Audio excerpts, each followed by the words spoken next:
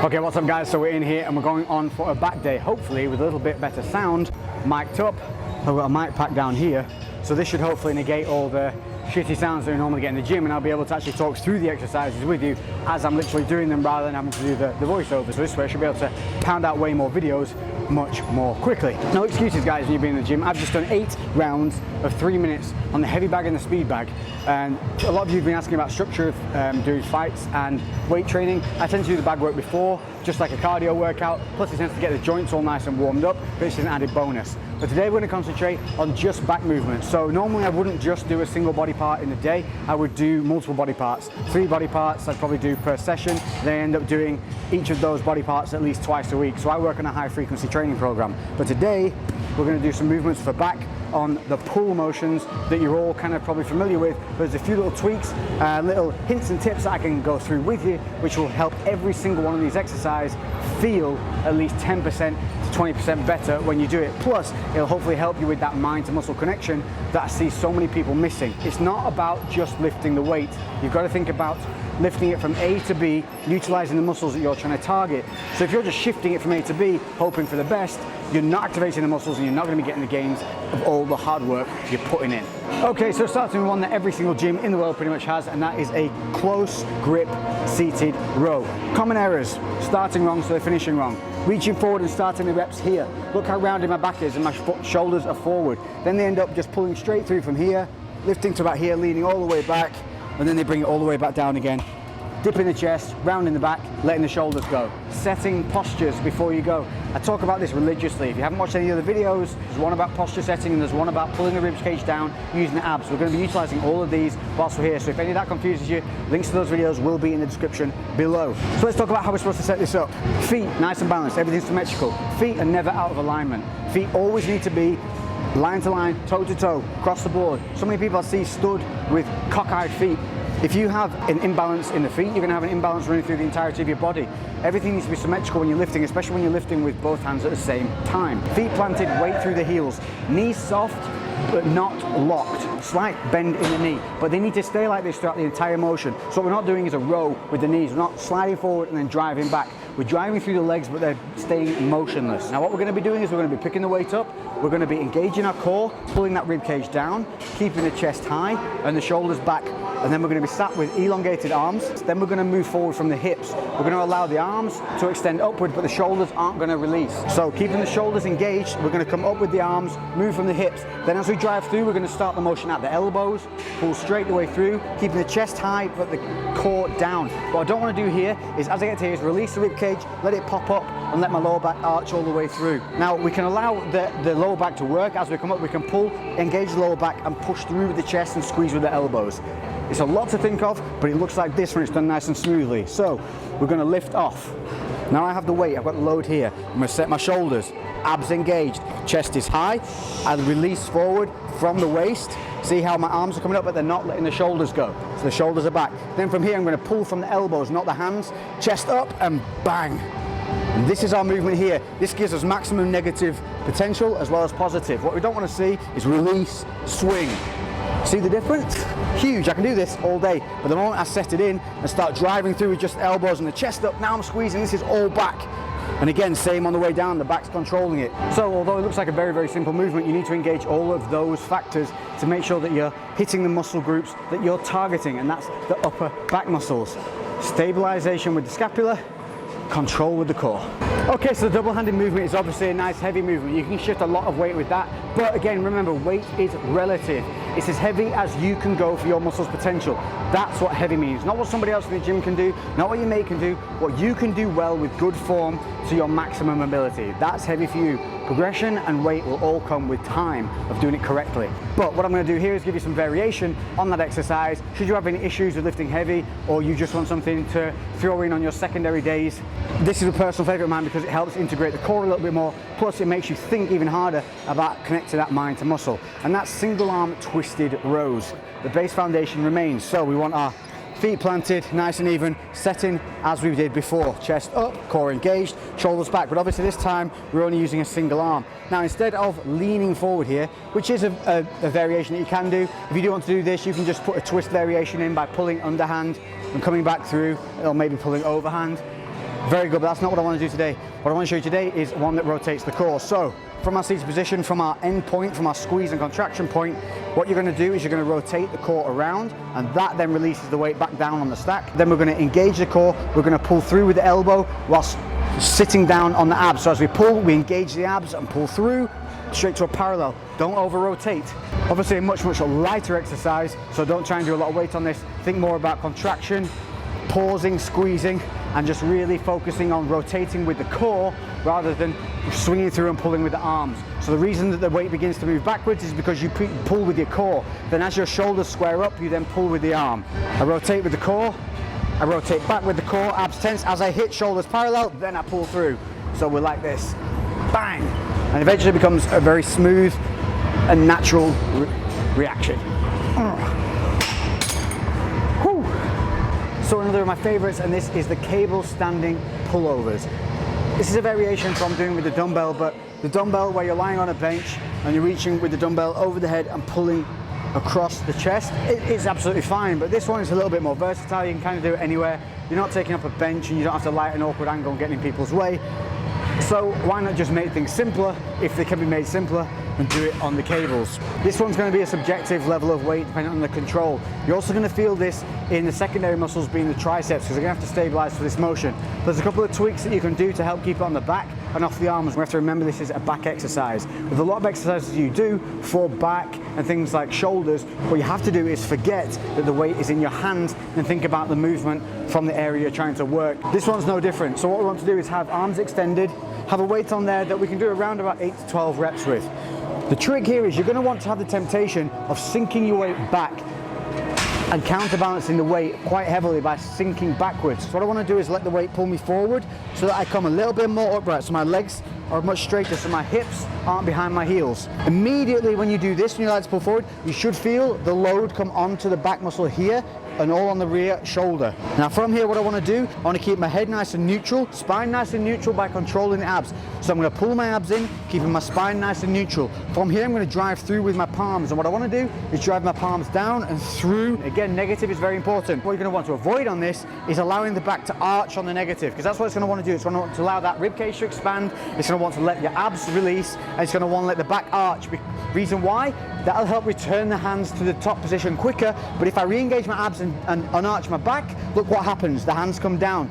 This is the body's way of cheating. Again, if you let the knees go as well. So we need to focus on the negative as much as we do on the positives. Engage the abs, let the weight sink forward. Now I can feel it just behind, under my armpits. I can feel that load there now. From there I'm going to drive through, palms to my thighs, and I stop here. See, I'm not pulling through. By pulling through here, it's going to encourage me to push my chest up and arch my lower back, which is what I don't want. Driving with the palms, squeeze with the back, and then return. Not letting those shoulders move back or forward in the joint. What you're going to want to avoid doing here is letting the shoulders release and then end up doing this. And you can see all the different ways the body's moving here to stop it from staying on the back.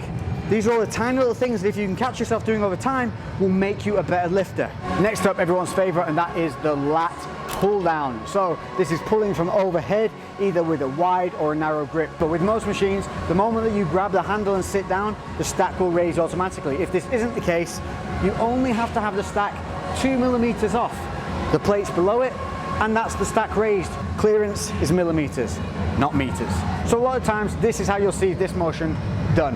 Handle is grabbed, there's a big lean back. Now you can see here, abs are totally released, the rib cage is expanded, my lower back is arched excessively.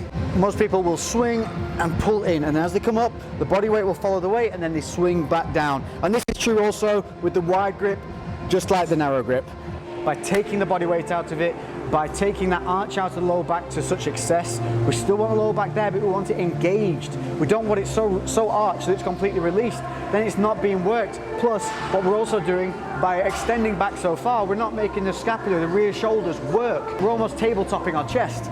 And by doing that, the shoulders aren't having to retract and maintain their position because they're being held back just by the fact we're leaning so far. What we want to do is be a little bit more upright. We're going to pull that rib cage down again by engaging the core. Then we're going to raise the chest, keeping that core engaged. This will automatically engage the lower back. From here, we're going to do the same thing we did with shoulders as we did on the seated row. On the way up, we're going to avoid releasing them.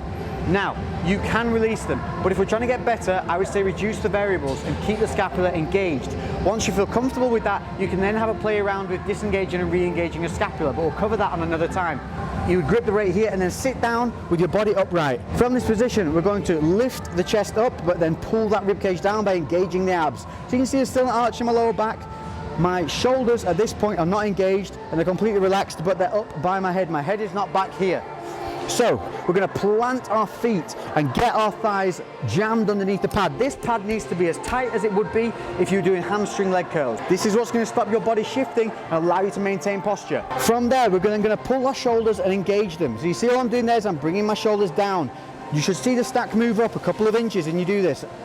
So shoulders are engaged, my chest's up, and now my core's engaged. From this position, I'm going to pull through my elbows, not my hands. My hands are being meat hooks. So I pull from the elbows, and I'm going to pull it down just past my face, squeeze at the bottom. So now I'm squeezing. Look at the difference from this to this.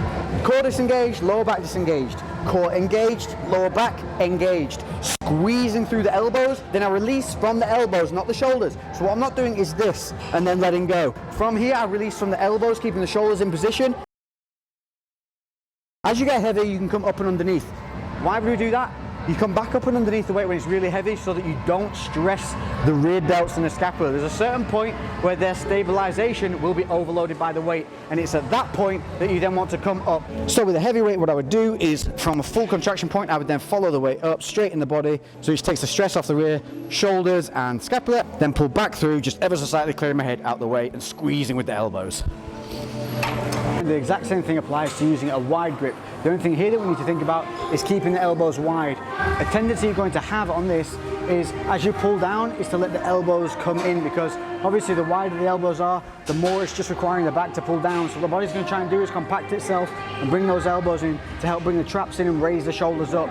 So I want to be keeping those shoulders down and splaying those elbows. So when you get up to the top of the negative, make sure that you really turn those elbows out. So elbows in, you want to roll them out, and pull down, keeping them rolled out. That's going to really help your scapula to move through its full range of motion.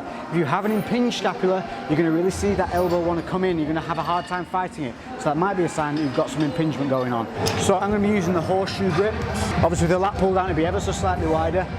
We're going to grab, wedge yourself under, engage the abs, roll the shoulders back, chest up, but abs engaged, and then from there we're going to roll the elbows out, and you should feel tension here the moment you roll those elbows out. So here, shoulders engaged, roll out, and then we're going to pull through, just clear the face down to the chest. It does not need to touch the chest, and then keeping those elbows rolled out in the negative. That's what's important. That's what's going to help that scapula really move through its range of motion. So you should be noticing throughout all of this is that you can take one mind to muscle and put it across the board for the rest of that muscle group. And the more that you do that, the more that it will just become the natural way the body works. Because it's not like the stabilizer muscles are any different to the major muscles, but if they're neglected, they'll stay weak. And if they stay weak, that means you're going to have trouble manipulating the movement of the weights, which is where you see the shakes and everything come in. And what your body will try and do is shift the weight from point A to point B rather than lift the weight from point A to point B. It's very important to remember it is not the modus operandi, I think that's how you say it, trying to sound smart, Latin, did it in school. It's not the normal way the body functions. The body doesn't want to isolate muscles. It makes no sense to it. It's not efficient. So it's always going to try and bring in more muscle groups, especially when we're doing bodybuilding, where it's not such functional movements and it is way more isolated. So very, very important that you know that before you embark on trying to improve certain areas of your body. Lifting heavy badly will just lead to some very, very good injuries. Okay, so the final exercise we're going to look at today from this back session, obviously there's more that we can go through at a later date. Today's final one is going to be the dumbbell row. This is one, obviously, it's very versatile. It can be done anywhere where there's a dumbbell and a bench where you can elevate yourself. We still want to be concentrating on that core, our chest position, shoulder position, and more importantly, when we're doing single arm work, we need to concentrate on the balance and where we're finishing and starting the exercise points from. Because when we're working one side, the other side has to stabilize but also remain neutral. Just like we did with the single arm pull on the seated row, we're going to use that same philosophy of rotating with the core, then as the shoulders square up, we're going to pull through with the arm. Couple of ways you can plant yourself here. One is the leg further back, and that's going to allow you to pull the dumbbell up and through in a backwards motion towards the hip. So that's giving you kind of an arced motion. or you can base your foot a little bit further out to the side and further forward, and then simply just pull straight up. So starting with the leg planted nice and far back. Now for this one, as I'm putting my hand further back, I do like to put my hand on the top of the bench and over, mainly because you're displacing your weight from on a greater longitude. That sounds wrong, but I'm pretty sure it makes sense. From here, picking up the dumbbell, we're going to start right, finish right. So shoulders level, that's your end point. So rotating the core down, keeping that shoulder where it is, keeping it stationary, not letting it slip up. From start position, we're going to bring back, and we kind of have less of a negative on this one. So we're just pulling through. We're not going to over rotate. There's your big error. A lot of people you'll see doing this. Get that nice extension and then drive up, shoulders level, keeping the core nice and engaged. So as you drive up, keep your chest open and then squeeze with the elbow. If you keep that core engaged and your chest up, what you shouldn't be able to do is pull much past this point. The only way you can do that is if you're over rotating and allowing the rib cage to expand and the abs to go. That's going to allow you to arch that lower back. We need to keep that lower back neutral, and we do that by controlling the core. The other variation is to plant your foot further to the side. Then we're going to grip the dumbbell just as before, but for this one I'm going to put my hand to the side of the bench. Side of the bench, locking that joint in place. I'm going to reach down and grip the weight by rotating the torso, gripping the weight from here, and then going to rotate back up, shoulders level, and then I bring it up, bang, up towards the chest and hit the chest. What I'm not doing is this. Okay, so I get that negative rotation, then shoulders level up and I pull through. Nice and strict. Bam.